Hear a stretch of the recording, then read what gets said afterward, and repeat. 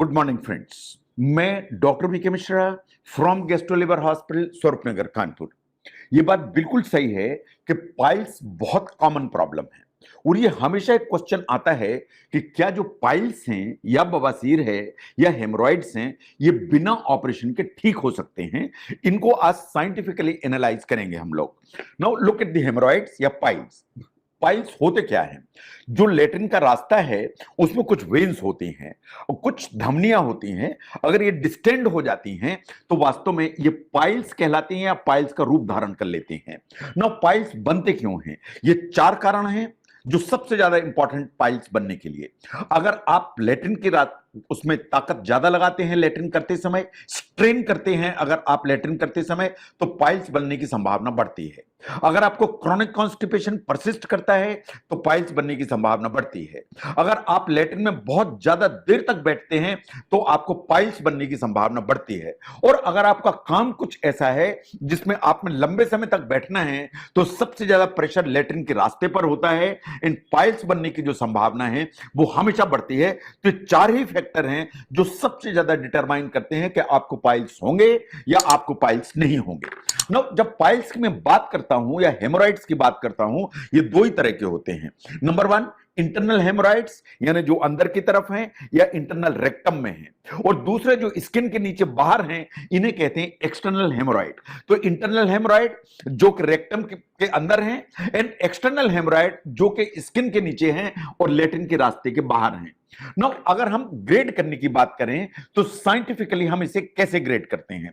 Grade 1 के piles वो हैं जो दिखाई तो देते हैं लेकिन बाहर नहीं आते हैं, they are grade 1 piles. Number grade 2 के पाइल्स वो हैं कि जब आप ताकत लगाते हैं तो बाहर आते हैं लेकिन अपने आप ही फिर अंदर चले जाते हैं, दे आर ग्रेड 2 पाइल्स। जो ग्रेड 3 के पाइल्स हैं कि जब आप स्ट्रेन करते हैं तो वो बाहर आते हैं लेकिन फिर वो अपने आप अंदर नहीं जाते हैं, आपको पुश करना पड़ता है उनको अंदर भेजने के लिए, ये कहलाते हैं ग्रेड 3 पाइल्स। और ग्रेड 4 के पाइल्स वो हैं जो बाहर आ जाते हैं इन वो अंदर जाते ही नहीं है, आप उनको पुश भी नहीं कर सकते हैं, तो दीज आर ग्रेड 4 पाइल्स। तो अगर हम साइंटिफिकली देखें तो पाइल्स को इन चार ग्रेड्स में हम ग्रेड करके चलते हैं। इनसे हमारा जो ट्रीटमेंट है वो डिटरमाइन होता है। नो, जहां तक सिम्टम्स का सवाल है कि आपको पता कैसे लगेगा, ये बात बिल्कुल सही। द मोस्ट कॉमन सिम्टम जो लोग देखते हैं इज द ब्लीडिंग, कि लेट्रिन में ब्लड आया is the most common symptom. लेकिन अगर पाइल्स बाहर आते हैं तो और भी कुछ कुछ छोटे छोटे सिम्टम्स आते हैं, उनको देखिए।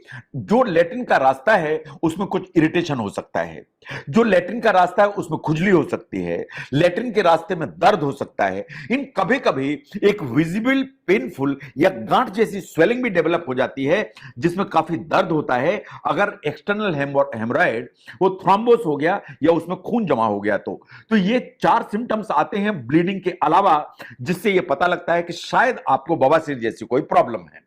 नाउ लुक एट जो ट्रीटमेंट के ऑप्शंस हैं वो क्या अवेलेबल होते हैं, इन क्या हम कर सकते हैं। नाउ जो ट्रीटमेंट के अलग अलग ऑप्शन हैं आपके सामने वो इस पे डिपेंड करते हैं कि आपके जो पाइल्स हैं उनकी क्या ग्रेड है, उनकी क्या सीवियरिटी है। जो दर्द आपको अगर लेट्रिन के रास्ते में है वो कितना सीवियर है।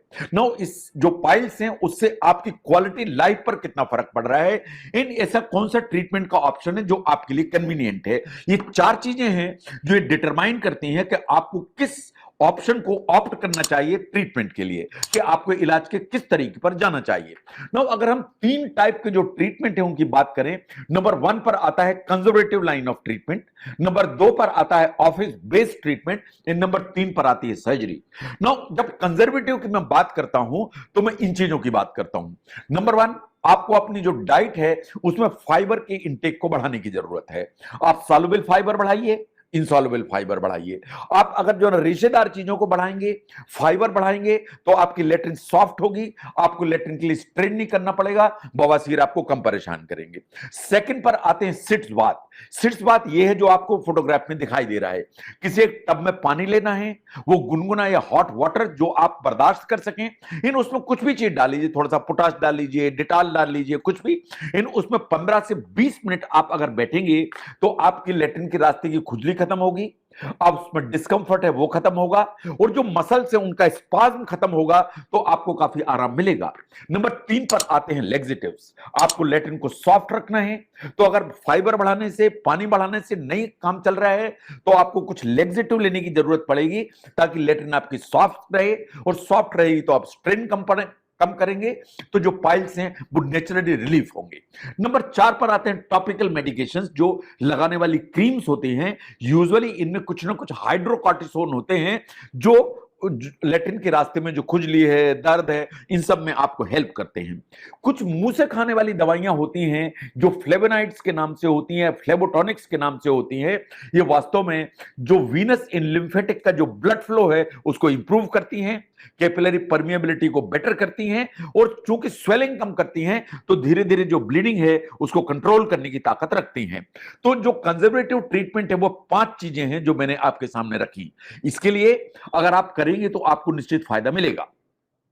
द नेक्स्ट इज कि अगर इससे आराम नहीं आ रहा है, इन ब्लीडिंग बंद नहीं हो रही है, तो डॉक्टर को कंसल्ट करके कुछ ट्रीटमेंट ऐसे हैं जो ओपीडी बेस पर किए जा सकते हैं। नंबर 1, आपको रबर बैंड लगाए जा सकते हैं। बैंड के ऊपर आप ओपीडी में आइए, ओपीडी में ही आपको रबर बैंड लगा दिए जाएंगे। उससे जो पाइल्स हैं वो वास्तव में टाइट हो जाते हैं, इन ब्लीडिंग लगभग बंद हो जाती है। That's number 1। नंबर 2, कभी जो है ना, जैसा आपको फोटोग्राफ में दिखाई दे रहा है, ऐसे इंजेक्शंस लगाए जा सकते हैं ओपीडी में, इसे कहते हैं स्क्लेरोथेरेपी। नंबर 3, कभी इंफ्रारेड फोटोकोएगुलेशन किया जा सकता है, यह भी ओपीडी प्रोसीजर है। तो अगर हम ट्रीटमेंट के ऑप्शन को देखें तो कंजर्वेटिव आपने पहले देखे 5, और अगर आप आउटडोर में आते हैं या ओपीडी में आते हैं बिना भर्ती हुए, तो ये 3 ऑप्शन हैं जो आपको मदद करेंगे। The next one is this surgery. अगर कहीं से काम नहीं चलता है तो आपको ऑपरेशन कराने की जरूरत पड़ेगी। जो ग्रेड 3 एंड ग्रेड 4 के पाइल्स हैं उनमें निश्चित ही ऑपरेशन की जरूरत पड़ जाती है। अगर एक्सटर्नल एंड इंटरनल हेमोरॉइड दोनों हैं, मिक्स्ड हैं, तो ऑपरेशन की जरूरत पड़ने की संभावना ज्यादा है।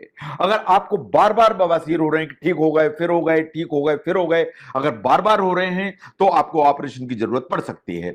जहां तक सर्जरी का सवाल है, हमारे पास बहुत सारे ऑप्शंस होते हैं। जो मोस्ट कॉमन आज की तारीख में यूज होती है is basically stapled haemorrhoidectomy. The second is the open or closed hemorrhoidectomy. And number 3 is Doppler guided hemorrhoidal artery ligation. ये 3 मेथड्स ऐसी हैं जो सबसे ज्यादा यूज होती हैं।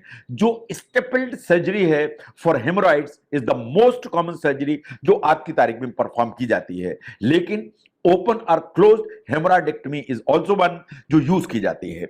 इनके बारे में डिटेल में बात करेंगे किसी समय हम लोग। नो, ये बिल्कुल सच्चाई है कि अगर जो पाइल्स हैं वो ग्रेड 1 के हैं या ग्रेड 2 के हैं, तो इनको डेफिनेटली बिना ऑपरेशन के मैनेज किया जा सकता है। इनको आप सिर्फ कंजर्वेटिव ट्रीटमेंट से घर में ही मैनेज कर सकते हैं। लेकिन अगर सर्जरी का सवाल है तो कभी जरूरत पड़ जाती है। अगर ग्रेड 3 या ग्रेड 4 के पाइल्स हैं, तो सिर्फ बड़े जो पाइल्स हैं ग्रेड 3 एंड ग्रेड 4 वो सर्जिकल ऑप्शन मांगते हैं। ग्रेड 1 एंड 2 के पाइल्स जो कंजर्वेटिव ट्रीटमेंट है या ओपीडी बेस्ड जो ट्रीटमेंट है उससे ही आपका काम चल जाता है। जहां तक पाइल्स का सवाल है उसको घर में मैनेज किया जा सकता है कंजर्वेटिव ट्रीटमेंट से, लेकिन ये डिपेंड करता है कि ग्रेड क्या है, पेन कितना है, डिस्कंफर्ट कितना है। तो जो कंजर्वेटिव ट्रीटमेंट है वो ग्रेड 1